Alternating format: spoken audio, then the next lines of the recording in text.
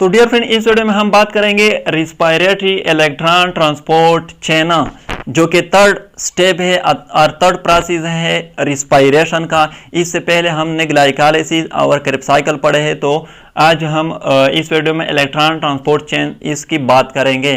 तो सबसे पहले ये कहाँ पर होता है? एक्चुअली ये भी माइटोकॉन्ड्रिया में होता है।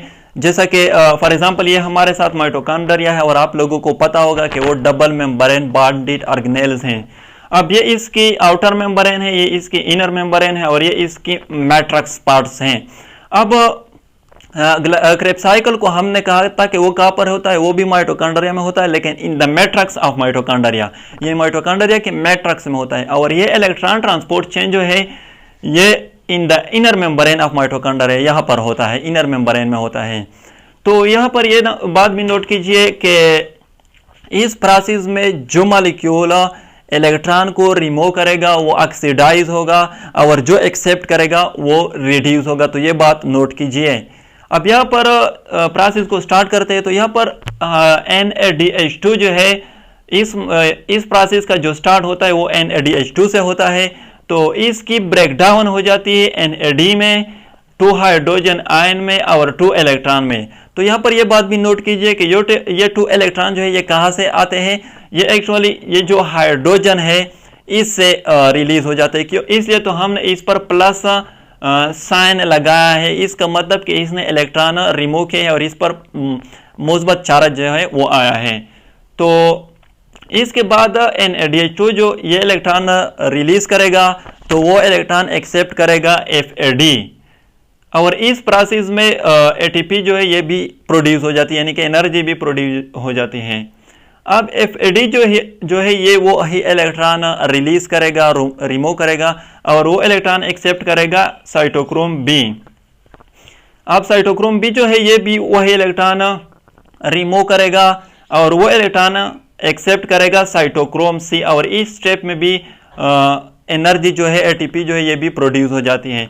अब साइटोक्रोम C अगेन वो इलेक्ट्रॉन रिमूव करेगा और वो इलेक्ट्रॉन एक्सेप्ट करेगा साइटोक्रोम A।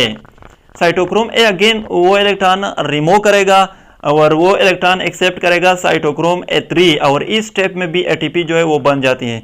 अब साइटोक्रोम A3 जो है ये भी वही इलेक्ट्रॉन रिमूव कर देता है और एट द लास्ट यहाँ पर ऑक्सीजन जो है ये पहले से मौजूद होता है। अब ये इलेक्ट्रॉन भी ऑक्सीजन एक्सेप्ट कर देते हैं और यहाँ पर जो हमारे साथ 2 हाइड्रोजन आयन है, अब यहाँ पर ये 2 हाइड्रोजन आयन, ये ऑक्सीजन और ये 2 इलेक्ट्रॉन, इन तीनों की कॉम्बिनेशन हो जाती है और एट द लास्ट बन जाते हैं वाटर। और यानी कि वाटर जो है ये इस प्रोसेस का लास्ट प्रोडक्ट है और इस प्रोसेस का जो लास्ट इलेक्ट्रॉन एक्सेप्टर है वो ऑक्सीजन है। तो यहाँ पर जो ATP बन जाती है इसको हम कहते हैं ऑक्सीडेटिव फॉस्फोराइलेशन।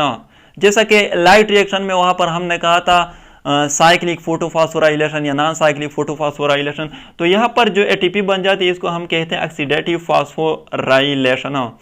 अब यहाँ पर पहले भी एक वीडियो में मैंने कहा था कि एक NADH2 जो है वो बराबर होता है 3 ATP के और 1 FADH2 जो है वो बराबर होता है 2 ATP के। तो वो बात यहाँ साबित हो गई। यहाँ पर एक NADH2 की ब्रेकडाउन हो गई और 3 ATP बन गए, ये 1, 2 और 3। तो इसका मतलब कि 1 NADH2 जो है ये बराबर है, इक्वल होता है 3 ATP के। और एक बात और भी नोट कीजिए, ये MCQs में भी आ सकता है। साइटोक्रोम B जो है ये द ओनली साइटोक्रोम जो फोटोसिंथेसिस में यूज होता है और रिस्पायरेशन में भी यूज होता है। यानी कि साइटोक्रोम B जो है ये फोटोसिंथेसिस में लाइट रिएक्शन में यूज हुई थी और रिस्पायरेशन में यहाँ पर इलेक्ट्रॉन ट्रांसपोर्ट चेन जो है इसमें यूज होती है।